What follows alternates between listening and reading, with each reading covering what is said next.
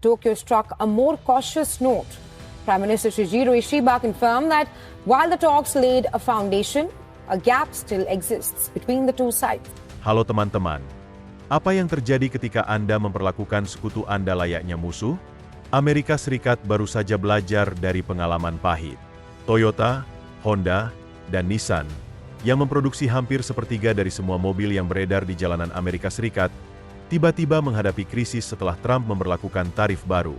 Mobil-mobil ini tidak dibuat di Cina. Mereka diproduksi di Amerika Utara, di lokasi seperti Ontario, Baja, dan Aguascalientes. Perusahaan-perusahaan Jepang telah menghabiskan puluhan tahun untuk membangun pabrik yang lebih dekat dengan Amerika Serikat guna mendukung lapangan kerja dan rantai pasokan di Amerika. Namun, tiba-tiba, mereka diperlakukan seperti musuh. Perdana Menteri Jepang, Shigeru Ishiba, mencoba bernegosiasi dengan pemerintah Amerika Serikat, tetapi segera menyadari adanya perbedaan tujuan yang tak terbayangkan. Dalam situasi ini, Tokyo mengambil tindakan cepat dan diam-diam. Perusahaan-perusahaan Jepang mulai memangkas produksi di Amerika Serikat, mengurangi fokus pada mobil yang diproduksi di Amerika Serikat dan mengalihkan sebagian besar produksi dari Amerika Utara. Langkah ini tidak hanya merugikan bisnis, tetapi juga berpotensi menghancurkan kepercayaan yang telah dibangun selama bertahun-tahun. Jepang melihat situasi ini bukan sekadar kesalahan, melainkan sebagai tembakan peringatan. Kini, mereka bergerak cepat untuk melindungi kepentingan mereka sendiri. Pertanyaannya adalah, apakah Amerika Serikat menyadari apa yang telah dimulainya? Sebelum kita membahas lebih lanjut, pastikan Anda sudah berlangganan. Terima kasih. Produsen mobil Jepang seperti Toyota, Honda, dan Nissan tidak hanya populer di Amerika Serikat. Mereka juga sangat penting bagi industri otomotif Amerika. Pada tahun 2024, sekitar 1 dari 3 mobil di jalanan Amerika Serikat berasal dari merek-merek Jepang ini. Toyota menduduki peringkat pertama, diikuti oleh Honda di peringkat ketiga, dan Nissan di peringkat ke-6. Namun, inilah yang perlu dicatat, sebagian besar mobil ini tidak diimpor. Mereka diproduksi di Amerika Utara oleh pekerja Amerika yang menggunakan suku cadang dari dalam negeri dan memberikan kontribusi bagi ekonomi kota-kota Amerika. Pada tahun 2024, produsen mobil Jepang berhasil menjual hampir 5,9 juta kendaraan di Amerika Serikat, meningkat 6,3% dibandingkan tahun sebelumnya. Ini menunjukkan betapa kuatnya kehadiran mereka di pasar. Pada tahun 2023, mereka memproduksi lebih dari 3,2 juta kendaraan di Amerika Serikat, yang merupakan hampir sepertiga dari total produksi mobil di negara ini. Pabrik-pabrik mereka bukanlah operasi kecil yang tersembunyi. Fasilitas utama mereka tersebar di 27 negara bagian. Secara keseluruhan, perusahaan-perusahaan ini mempekerjakan lebih dari 400.000 orang Amerika, dengan 29 pabrik manufaktur, 34 pusat penelitian dan pengembangan, serta ratusan pusat distribusi di seluruh Amerika Serikat. Mereka bukan hanya simbol keterlibatan ekonomi, tetapi juga pilar komunitas lokal dan jangkar bagi rantai pasokan otomotif yang lebih luas. Lalu, seberapa banyak orang yang sebenarnya terdampak oleh situasi ini? Angkanya sangat mencengangkan. Jejak ekonomi produsen mobil Jepang melampaui lantai pabrik. Jika kita menghitung pekerjaan yang didukung oleh pemasok suku cadang, dealer, dan perusahaan jasa terkait industri, jumlahnya meningkat menjadi lebih dari 2,29 juta pekerjaan di seluruh Amerika Serikat. Menurut penelitian Dr. Thomas Prusa dari Universitas Rutgers, produsen mobil Jepang merupakan salah satu kontributor terbesar sektor swasta terhadap ekonomi Amerika Serikat, terutama di wilayah yang bergantung pada manufaktur. Dan mereka tidak berhenti di situ. Perusahaan-perusahaan ini terus berinvestasi besar dalam masa depan industri otomotif di Amerika Serikat. Toyota, misalnya, sedang membangun pabrik baterai senilai $13,9 miliar di Greensboro, North Carolina. Pabrik ini akan mempekerjakan lebih dari 5.000 orang dan memproduksi baterai untuk kendaraan listrik dan hibrida, memenuhi permintaan yang terus meningkat untuk transportasi yang lebih bersih dan mendukung transisi Amerika Serikat menuju ekonomi yang lebih hijau. Sementara itu, Honda dan Nissan juga beradaptasi dengan mencari kemitraan dan meningkatkan teknologi untuk memperluas penawaran kendaraan listrik mereka. Seiring peralihan industri ke arah elektrifikasi dan otomatisasi, keputusan yang diambil oleh perusahaan-perusahaan Jepang ini akan terus membentuk ekonomi Amerika, pasar tenaga kerja, dan lanskap teknologi. Bab berikutnya dari industri otomotif Amerika Serikat sedang ditulis, bukan di Tokyo, melainkan di Tennessee, Ohio, Alabama, dan lokasi-lokasi lainnya. Pabrik-pabrik ini bukan sekadar bagian dari celah hukum. Mereka adalah komponen integral dari rantai pasokan yang mendukung banyak pekerjaan di Amerika Serikat. Namun, dengan goresan pena, Washington menggolongkan mitra lama ini sebagai pedagang yang tidak adil, mengirimkan gelombang kejutan ke seluruh industri. Untuk menjual kebijakan ini di dalam negeri, para pejabat Amerika Serikat membungkusnya dengan bendera dan menyebutnya sebagai langkah untuk membela diri secara ekonomi, melindungi pekerjaan Amerika, menyeimbangkan posisi, dan membawa kembali produksi mobil ke dalam negeri. Meskipun menarik sebagai slogan kampanye, pendekatan ini sama sekali tidak memahami realitas di lapangan. Kendaraan yang terkena dampak bukanlah kendaraan impor murah yang mengalahkan industri di Detroit. Sebagian besar dari mereka diproduksi oleh pekerja Amerika untuk konsumen Amerika, menggunakan suku cadang yang bersumber dari seluruh benua. Truk Toyota dibuat di Baja California, sedan Honda di Ontario, dan crossover Nissan di Aguascalientes. Ini adalah mobil yang dihasilkan dari sistem yang telah dibangun selama puluhan tahun, berdasarkan aturan NAFTA dan penggantinya, USCA. Tarif yang diterapkan oleh Washington tidak menghukum perdagangan yang tidak adil. Sebaliknya, tarif tersebut menghukum kerja sama regional. Yang lebih merugikan adalah pesan yang disampaikan kepada sekutu Amerika. Bahkan kesetiaan selama puluhan tahun tidak akan melindungi Anda saat politik mengambil alih kendali. Namun, Jepang tidak berteriak. Mereka tidak membalas dengan kemarahan. Sebaliknya, Jepang bergerak dengan tenang dan efisien. Hanya beberapa hari setelah Presiden Trump mengumumkan tarif besar sebesar 25% pada mobil impor, produsen mobil Jepang sudah menyesuaikan strategi mereka. Nissan, misalnya, dengan cepat mengurangi produksi model terlarisnya di Amerika Serikat, Rogue, yang terjual sebanyak 245.000 unit pada tahun 2024. Namun, sebagian besar dari model tersebut diproduksi di Jepang, sehingga langsung terkena dampak tarif baru. Sebagai respons, Nissan mengurangi produksi sebanyak 13.000 kendaraan di pabriknya di Kyushu dalam waktu hanya 3 bulan dan mengalihkan sumber daya ke lokasi lain.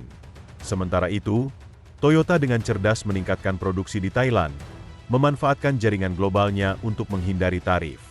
Semua langkah ini tampak mulus, karena memang demikian adanya. Menurut Stephanie Brinley, Direktur Asosiasi di S&P Global, produksi mobil di Jepang dapat turun hingga 20.000 unit per hari.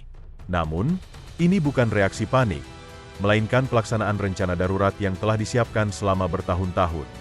Sejak awal ketegangan perdagangan pada tahun 2018, raksasa otomotif Jepang telah diam-diam membangun ketahanan dalam rantai pasokan global mereka. Mereka mengantisipasi bahwa stabilitas geopolitik tidak dapat dianggap sebagai jaminan, dan mereka merencanakan strategi berdasarkan hal tersebut. Jadi, ketika tarif akhirnya berlaku, mereka tidak ragu-ragu. Mereka hanya membalik halaman dan mengaktifkan fase pertama dari pivot yang telah dipersiapkan dengan matang. Apa yang akan terjadi selanjutnya bagi produsen mobil Jepang mungkin akan mengubah struktur produksi mobil global dan lokasi pembuatan mobil tersebut. Apakah kita sedang menyaksikan pemisahan diam-diam antara perdagangan otomotif Amerika Serikat dan Jepang? Atau ini hanya sekadar kemunduran taktis sebelum kemajuan strategis yang lebih luas? Apapun keputusannya, Jepang telah mengambil langkah tegas. Saatnya untuk menggambar ulang peta industri otomotif. Dengan Washington menunjukkan bahwa mereka tidak lagi dapat diandalkan untuk mengikuti aturannya sendiri, Tokyo mulai mempertimbangkan kembali geografi industrinya. Hasilnya adalah pergeseran strategis menuju Asia Tenggara. Negara-negara seperti Thailand, Vietnam, dan Indonesia tidak hanya muncul sebagai pilihan cadangan, tetapi juga sebagai pilar baru dalam manufaktur Jepang. Negara-negara ini menawarkan lebih dari sekadar biaya tenaga kerja yang lebih rendah. Mereka memberikan stabilitas politik dan, yang terpenting, perlindungan dari guncangan perdagangan tak terduga yang berasal dari Washington. Dengan ketidakpastian yang meningkat, investasi melonjak hampir dalam semalam. Miliaran dolar mengalir ke koridor ekonomi timur Thailand, wilayah yang kini tengah bertransformasi dengan cepat menjadi pusat manufaktur otomotif berikutnya di Asia. Mazda, misalnya, mengumumkan investasi sebesar 150 juta dolar untuk membangun lini produksi kendaraan listrik di Thailand, dengan target produksi tahunan sebesar 100.000 kendaraan. Toyota, sebagai raksasa otomotif Jepang, tidak hanya melakukan diversifikasi, tetapi juga menggandakannya. Perusahaan ini memperluas jajaran kendaraan listriknya menjadi 15 model dan mulai membagi produksi di 5 negara berbeda, untuk melindungi diri dari ketidakstabilan regional. Namun, mungkin langkah paling berani datang dari kesepakatan baru Toyota dengan China. Perusahaan tersebut menandatangani perjanjian senilai $2 miliar dengan pemerintah kota Shanghai untuk membangun pabrik kendaraan listrik milik penuh di distrik Jinshan. Menurut kantor berita milik pemerintah China, Xinhua, pabrik baru Toyota akan mendukung strategi kendaraan energi baru, NEV, yang lebih luas, dengan tujuan untuk menguasai pangsa pasar otomotif terbesar di dunia. Ini bukan sekadar pergeseran. Ini adalah redefinisi masa depan industri Jepang. Menghadapi tarif yang tidak menentu dan paksaan ekonomi dari Amerika Serikat, Tokyo tidak menunggu pukulan berikutnya. Mereka memilih untuk menjauh dari taruhan yang buruk. Konsekuensi dari keputusan ini tidak hanya mempengaruhi perdagangan Amerika Serikat-Jepang, tetapi juga posisi Amerika dalam rantai pasokan otomotif global. Apa yang dimulai di pabrik mobil kini menyebar ke seluruh sistem perdagangan. Bukan hanya produsen mobil yang merasakan dampak perubahan ini. Jepang mulai mengubah orientasi seluruh pendekatan perdagangannya, memperdalam hubungan dengan negara-negara ASEAN, mempercepat perjanjian baru, dan mencurahkan lebih banyak energi ke dalam CPTPP, fakta perdagangan utama yang ironisnya pernah dipimpin Amerika Serikat tetapi ditinggalkan bertahun-tahun yang lalu. Tokyo juga memperkuat hubungan dengan India, menjajaki kolaborasi di bidang teknologi seperti semikonduktor dan perangkat lunak kendaraan listrik. Ini bukan sekadar kesepakatan. Ini adalah tanda bahwa Jepang siap hidup dalam dunia di mana Amerika Serikat tidak dapat diandalkan sebagai mitra ekonomi. Jepang tidak sendirian dalam hal ini. Korea Selatan, Taiwan, dan bahkan Vietnam semuanya memperhatikan perkembangan ini. Jika Washington bersedia mengorbankan sekutu lamanya demi kemenangan politik jangka pendek, siapa yang akan menjadi berikutnya? Sementara itu, China diam-diam memanfaatkan situasi ini. Saat Amerika Serikat mengasingkan sekutunya, Beijing memperluas pengaruhnya, terutama di Asia Tenggara, di mana proyek jalan raya, rel kereta api, dan pusat data semakin banyak didanai oleh Tiongkok. Dalam upaya mengisolasi pesaingnya, Amerika mungkin telah mengisolasi dirinya sendiri. Dan perlu dicatat, ini adalah pendarahan yang lambat. Pabrik-pabrik tidak akan tutup besok, tetapi investasi akan berhenti mengalir.